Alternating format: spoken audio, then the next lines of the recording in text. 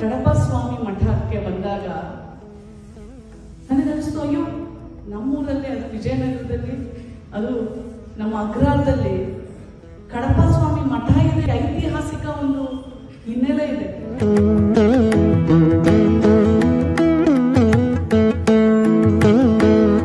ಕಡಪ ಸ್ವಾಮಿಯವರು ಆ ಒಳಗಡೆ ಜೀವ ಸಮಾಧಿಯ ತಪಸ್ ಮಾಡಿದಂತ ಒಂದು ವರ್ಷ ಅವ್ರು ಏನ್ ತಪಸ್ ಮಾಡಿದ್ರು, ಅಲ್ಲಿ ನಾನು ಕೆಳಗಡೆ ಇಳಿದು ಹೋಗಿ ಅವ್ರ ಮುಂದೆ ಕೂತ್ಕೊಂಡು ಒಂದು ನಿಮಿಷ ಧ್ಯಾನ ಮಾಡಿದಾಗ ನನ್ನ ಆಯಾಸವೆಲ್ಲ ಹಾರಿ ಹೋಯಿತು.